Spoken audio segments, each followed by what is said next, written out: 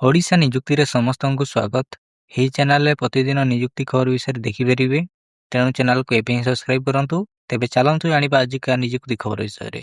ଜାଣି ରଖନ୍ତୁ ୱିପ୍ରୋ ରିକ୍ରୁଟମେଣ୍ଟ 2025 ଆସିଯାଇଛି। ଅର୍ଗାନାଇଜେସନ ୱିପ୍ରୋ ରହିଛି।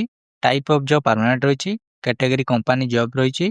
Name of the post various post ରହିଛି। ଆପ୍ଲିକେସନ ମୋଡ୍ ଅନଲାଇନ୍ ରହିଛି। ଏହା ଅଲ୍ ଇଣ୍ଡିଆ କ୍ୟାଣ୍ଡିଡେଟ୍ ଆପ୍ଲାଏ କରିପାରିବେ। Place of posting across India ରହିଛି।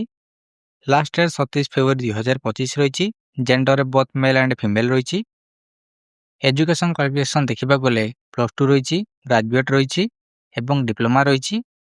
ଭ୍ୟାକେନ୍ସି ଡିଟେଲ୍ସ ଦେଖିବାକୁ ଗଲେ ଆଡମିନିଷ୍ଟ୍ରେଟର ରହିଛି, ଲିଡ୍ ଆଡମିନିଷ୍ଟ୍ରେଟର ରହିଛି, ଡେଭଲପର ରହିଛି, ଡୋମେନ୍ କନସଲଟାଣ୍ଟ ରହିଛି, ରିକ୍ରୁଟର ରହିଛି, ଅଟୋମେସନ ଇଞ୍ଜିନିୟର ରହିଛି, ଏକ୍ଜିକ୍ୟୁଟିଭ ବା ସିନିୟର ଏକ୍ଜିକ୍ୟୁଟିଭ ରହିଛି, ତାପରେ ପ୍ରୋଫେସର ଆସୋସିଏଟ୍ ରହିଛି, ତାପରେ MIS ଏକ୍ଜିକ୍ୟୁଟିଭ ରହିଛି।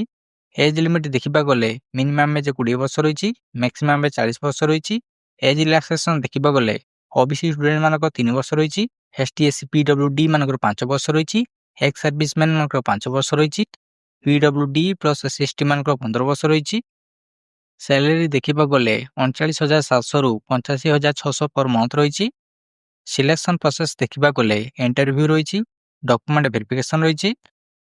ଆପ୍ଲିକେସନ ଫି ଦେଖିବାକୁ ଗଲେ ଜେନେରାଲ ମାନଙ୍କର ଫ୍ରି ରହିଛି, EWS ମାନଙ୍କର ଫ୍ରି ରହିଛି, OBC ମାନଙ୍କର ଫ୍ରି ରହିଛି, PhD ବା ESM କ୍ୟାଣ୍ଡିଡେଟ୍ ମାନଙ୍କର ଫ୍ରି ରହିଛି, SC ST ମାନଙ୍କର ମଧ୍ୟ ଫ୍ରି ରହିଛି। ଡକୁମେଣ୍ଟ ଦେଖିବାକୁ ଗଲେ ସମସ୍ତ କ୍ୱାଲିଫିକେସନ ସାର୍ଟିଫିକେଟ୍ ରହିଛି, ଭ୍ୟାଲିଡ୍ ଇମେଲ୍ ଆଇଡି ଏବଂ ମୋବାଇଲ ନମ୍ବର ରହିଛି, 2 recent colour passport size photo ରହିଛି, କାଷ୍ଟ ସାର୍ଟିଫିକେଟ୍ ରହିଛି, ଇପେନି ଏକ୍ସପିରିଏନ୍ସ ସାର୍ଟିଫିକେଟ୍ ରହିଛି। Apply start date already start ହେଇସାରିଛି। Apply last date 27 February 2025। ଯେଉଁମାନେ ଏହି ପୋଷ୍ଟରେ ଆବେଦନ କରିବାକୁ ଚାହୁଁଛନ୍ତି career.wipro.com ସାଇଟ୍ରେ ଯାଇ ଆବେଦନ କରିପାରିବେ। ଏଥିରେ ଆଗରୁ ଆକାଉଣ୍ଟ ନଥିଲେ ଲଗ୍ଇନ୍ରେ କ୍ଲିକ୍ କରନ୍ତୁ। ଲଗ୍ଇନ୍ରେ କ୍ଲିକ୍ କରିସାରିଲା ପରେ ତଳକୁ ଏମିତି ସ୍କ୍ରୋଲ କରନ୍ତୁ।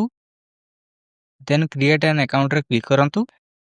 କ୍ଲିକ୍ କଲା ପରେ ଆପଣଙ୍କୁ ସବୁ ଡିଟେଲ୍ସ ମାଗିବ। ଏଥିରେ ସବୁ କିଛି ଡିଟେଲ୍ସ ଦେଇ ଦିଅନ୍ତୁ। ଦେନ୍ କ୍ରିଏଟ୍ ଆକାଉଣ୍ଟରେ କ୍ଲିକ୍ କରନ୍ତୁ। ଏହିଭଳି ଭାବେ ଆକାଉଣ୍ଟ କ୍ରିଏଟ୍ କରନ୍ତୁ, ତାପରେ ଆବେଦନ କରନ୍ତୁ। Thank you.